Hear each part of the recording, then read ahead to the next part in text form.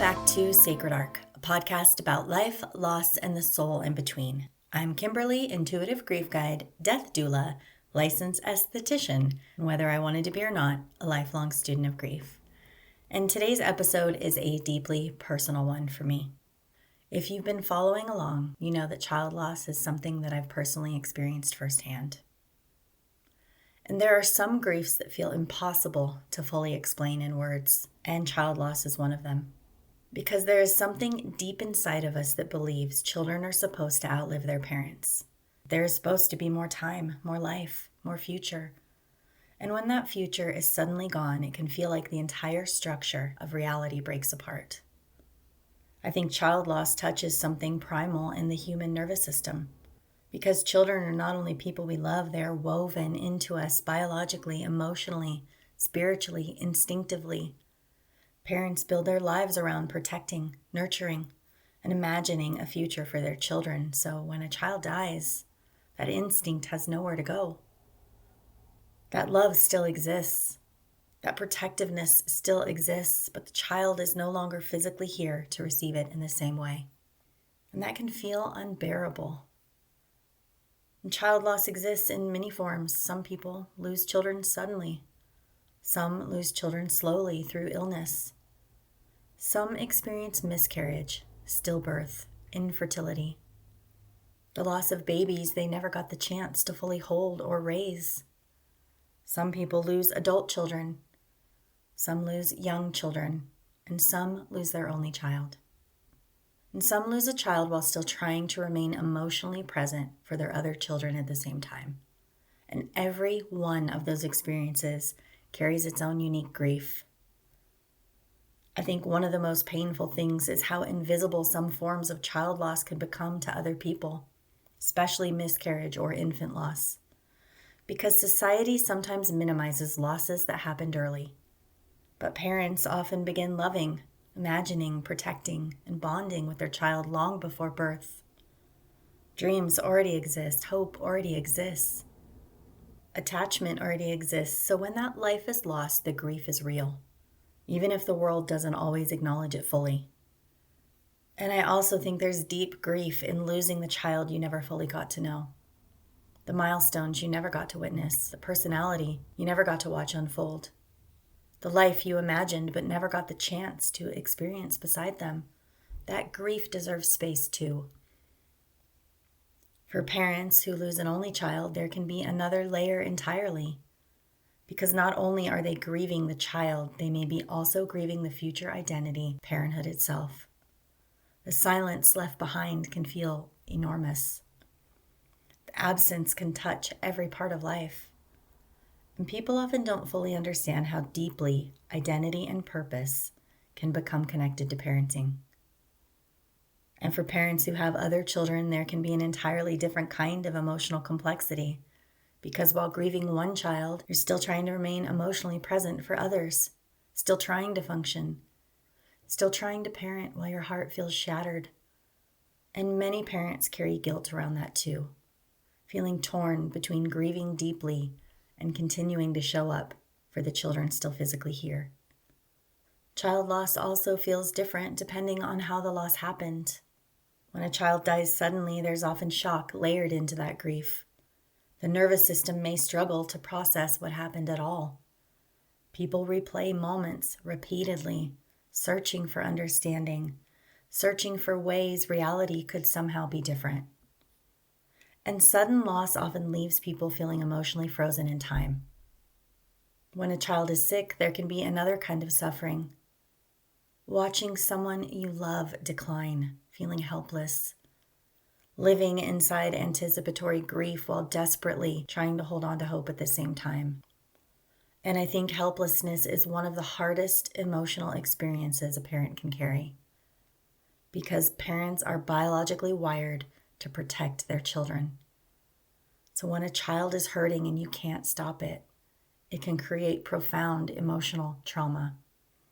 And whether the loss was sudden or anticipated, many parents describe the same feeling afterward, that the world no longer feels safe in the same way, that life has permanently divided into before the loss and after the loss. I think one of the hardest things about child loss is that it affects every single layer of your existence at once. This is not only emotional grief, it becomes nervous system grief, identity grief, physical grief, relational grief, spiritual grief, and existential grief. Because your child is woven into every part of you, and after loss, many parents describe feeling like they no longer recognize themselves. Because grief after child loss changes the nervous system. You might struggle to sleep, eat, focus, remember even the smallest things, or feel safe or connected to reality. And sometimes people around grieving parents don't fully understand how physically traumatic this experience can become. Your body may feel constantly tense. Your heart may race unexpectedly. You might experience panic, numbness, disassociation, exhaustion, or brain fog.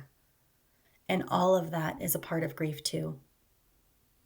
Because the body often experiences child loss as a survival level threat.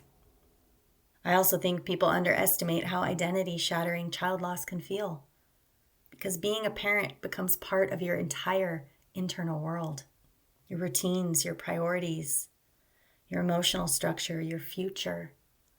And when a child dies, parents often quietly wonder, who am I now? What does my life even look like now? How do I continue existing after this? And grief can look very different depending on the circumstances of the loss. For parents who lost their child suddenly, after the shock wears off, there's trauma, unanswered questions, replaying those events repeatedly, and feelings of it not being real. For parents who watched a child suffer through illness, there might be exhaustion, caregiver trauma, helplessness, or emotional burnout layered into the loss. And both experiences carry enormous pain in different ways. There's also something deeply isolating about the helplessness parents often feel, because parents are conditioned to believe I should be able to protect my child. And when loss happens anyway, many parents carry guilt afterward, even when logically they know the loss was not their fault. They replay decisions, moments, symptoms, conversations, searching desperately for ways they might have changed the outcome. And that mental replay can become incredibly painful. For parents grieving miscarriage, stillbirth, or infant loss, there can also be a feeling that society doesn't always recognize the depth of the grief. People might say hurtful things like, at least it happened early, or you can try again. At least you know you can get pregnant. Without understanding there was already a child being loved, already imagined, already carried emotionally, and grief for that loss is very real. And for parents grieving an only child like myself, there can be another devastating layer, the loss of the future identity they imagined for themselves. Not only grieving the child, but grieving the continuation of motherhood or fatherhood as they knew it. And that silence afterward can feel incredibly painful. I think one of the hardest truths about child loss is that life often continues around you while internally your world feels permanently altered. People continue working, laughing, complaining about ordinary things, while you are carrying a grief that can feel almost impossible to put language around. And that disconnect can feel incredibly lonely. And yet, even inside the grief, the love remains. Parents continue loving their children after death, continuing to carry them emotionally, spiritually, and internally. Because being someone's parent does not end when a child dies. That bond often continues in a different form. I think one of the most devastating parts of child loss is grieving the future at the same time. Because when we love our children, we don't only love who they are in the present. We instinctively carry visions of their future too. Sometimes consciously, sometimes quietly in the background of everyday life. You imagine who they'll become, what kind of adult they'll be, their future relationships, their milestones, their children someday. You imagine future holidays, future conversations, future versions of life that feel emotionally woven into your own. So when a child dies, those imagined futures disappear too. And I think this is one of the hardest things for people outside of child loss to fully understand. Because grieving parents are not only mourning the child, they're mourning every single version of life they thought they would experience beside them. Birthdays that will never happen, graduations, weddings, phone calls even years from now, growing old together, watching your child become themselves more fully over time. And those losses continue unfolding for years after the death itself. Because grief after child loss is not one singular moment, it keeps reopening as time moves forward. And for parents who've lost an only child, there can be another layer of grief that feels almost existential, because suddenly entire imagined generations disappear. The possibility of becoming a grandparent, the continuation of family traditions, the person you imagined carrying stories, memories, heirlooms, history, pieces of you forward into the future. And that realization can feel incredibly sobering. People don't talk enough about how deeply parents imagine legacy through their children. Not necessarily in a material sense, but emotionally, spiritually. You imagine someone carrying your stories forward, someone who remembers you, someone connected to your existence, continuing beyond your own lifetime. So when an only child dies, there can be immense grief around that too. There can also be this painful awareness of everything you once believed would someday belong to them. The family photos, the traditions, the jewelry, the recipes, the furniture, the keepsakes. The stories attached to objects that mattered because they were connected to a future you imagined together. And after loss, some parents quietly look around their homes realizing there may no longer be anyone who wants these things in the same way. No one who holds the same emotional connection to them. And that thought can feel incredibly sad, because those objects were never really about possessions. They were about continuity, about imagined future connections, about the quiet assumption that pieces of your life would someday continue through your child. And I think losing an only child can create a very specific kind of silence around the future. There's also grief in realizing certain dreams may now never exist at all. Not because you're selfish, not because those things mattered more than the child, but because grief naturally touches every future attachment connected to the person you lost. And those attachments are deeply human. I also think many grieving parents struggle with the fear of their child being forgotten over time, especially as years pass. Because parents carry this enormous love and memory internally every single day, while the rest of the world slowly continues moving forward. And that can feel terrifying. The idea that someone so deeply important could eventually become less present in the minds of others. But I think part of the truth about child loss is that love doesn't disappear simply because future plans changed. The love remains. The bond remains, the parenthood remains, even if life no longer looks the way you imagined it would. And I think one of the hardest emotional tasks after child loss is learning how to exist inside a future you never expected to have. A future that may feel emptier, quieter, more uncertain, and somehow continuing forward anyway, while carrying both heartbreak and love at the same time. One of the loneliest parts of child loss is realizing the world eventually keeps moving, even when your grief does not.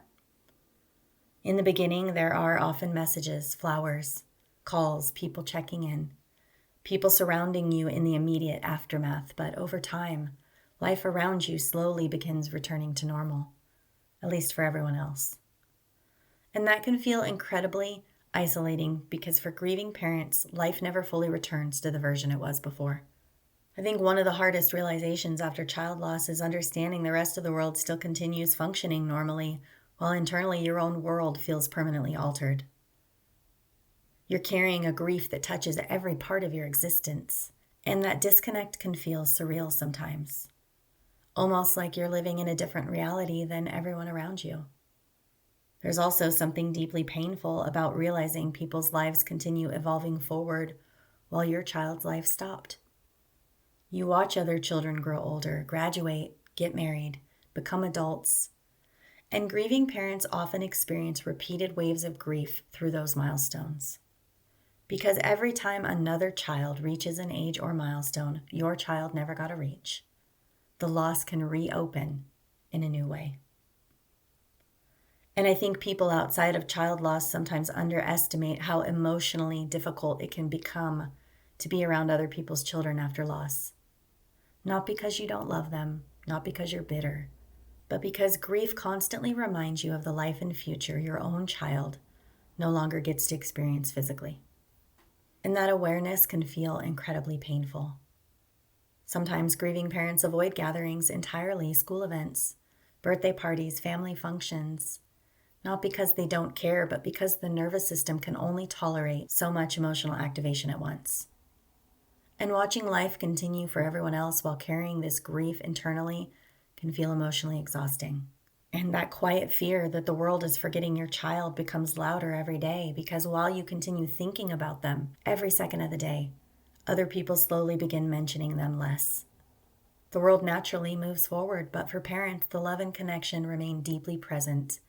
And that difference in emotional reality can create enormous loneliness. I also think grieving parents sometimes feel pressure to hide how much pain they're still carrying, especially after time passes. People become more comfortable seeing grief in the beginning, but long-term grief often makes others extremely uncomfortable. So parents learn to contain it, mask it, carry it quietly, while internally still missing their child constantly. And I want to share something personal here as well, because I think one of the hardest parts of child loss is how deeply it changes your relationship to the world around you. My son Isaac was my only child. He was my best friend, my mini-me. We were incredibly close. And when you lose someone who is woven into your life that deeply, their absence shows up everywhere. There are parts of grief people expect, the crying, the anniversaries, the birthdays. There are also quieter losses that people don't always talk about, like how hard it can become to be around other people's children you watched grow up alongside your own. Watching them continue reaching milestones, continuing forward into adulthood when your child no longer gets to. And that can bring up enormous grief unexpectedly. It's not jealousy, it's heartbreak. It's the constant awareness of everything your child should still be here experiencing too. And sometimes people outside of child loss misunderstand that. But grieving parents often live with these invisible emotional comparisons constantly.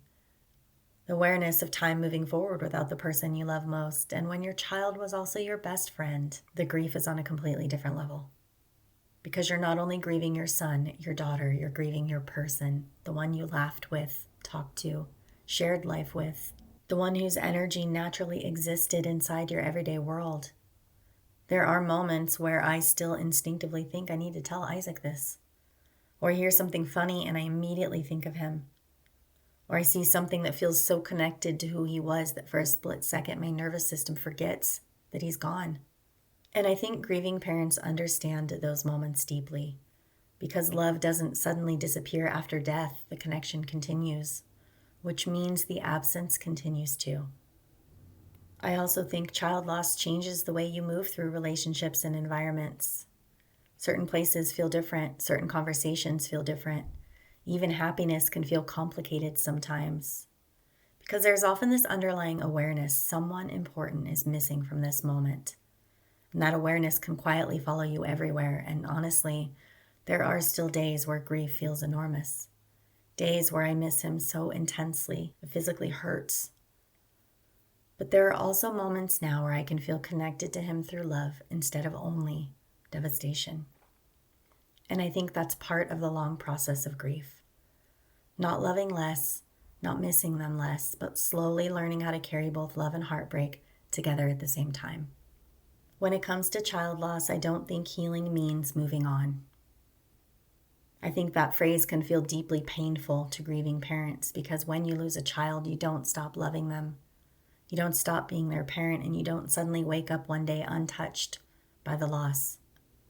I think healing after child loss is less about leaving grief behind and more about learning how to survive while carrying that love and heartbreak together. And that process looks different for everyone.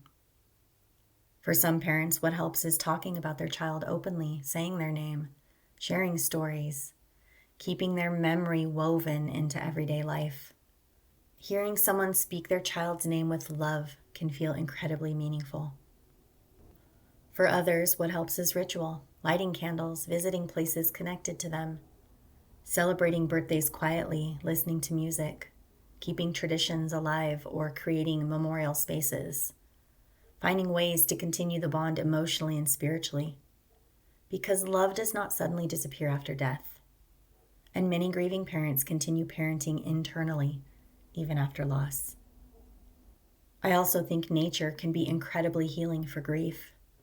There's something about being outside that helps the nervous system breathe a little differently. The ocean, trees, mountains, silence, sunlight. The reminder that life and loss have always existed together in nature. And for many grieving people, nature becomes one of the few places where they can feel connected, grounded, and emotionally safe at the same time. What helps some parents is finding people who truly understand this kind of loss. Because child loss can feel incredibly isolating, and there's a difference between people who care about your grief and people who have actually lived inside of it. Sometimes grieving parents need spaces where they don't have to explain why they still hurt, where their grief isn't rushed, and where they don't feel pressure to be okay for the comfort of others. I also think it helps when grieving parents stop judging the way grief is showing up in them, because grief after child loss can look messy. Exhaustion, anger, numbness, panic, avoidance, deep sadness, moments of laughter followed immediately by guilt. All of that can coexist, and none of it means you're grieving incorrectly. And honestly, sometimes what helps most is very small things. Drinking a glass of water, getting outside for 10 minutes, taking a shower, texting one safe person back, making it through the next hour. Because after grief, survival often happens in very small moments first, and those moments matter too. If you're listening to this while grieving a child, I want you to hear this clearly. There is nothing wrong with the way grief is showing up in you. Nothing. If you still cry years later, that is normal. Certain songs, places, holidays, or memories still break you open. That is normal. If your nervous system still feels changed, that is normal too. Because child loss changes people profoundly. You are allowed to continue loving your child openly. You are allowed to say their name. You are allowed to keep pictures up. You are allowed to talk about them. You are allowed to carry them with you for the rest of your life if that's what your heart needs. And if your grief feels exhausting, that makes sense, because your body, your heart, your nervous system, they're all carrying something enormous. There are people surviving child loss every day while quietly functioning through unimaginable pain. And I think that invisible strength deserves acknowledgement. You are also allowed to have moments of joy again someday. And I know for many grieving parents that can feel complicated.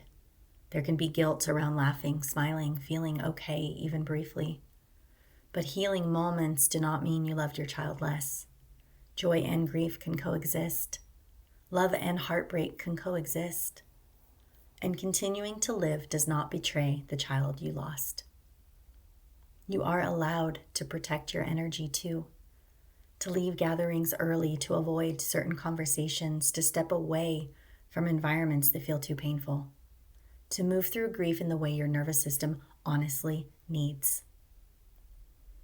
And if you're grieving miscarriage, infant loss, stillbirth, an only child, an adult child, or a child lost suddenly or through illness, your grief belongs here too.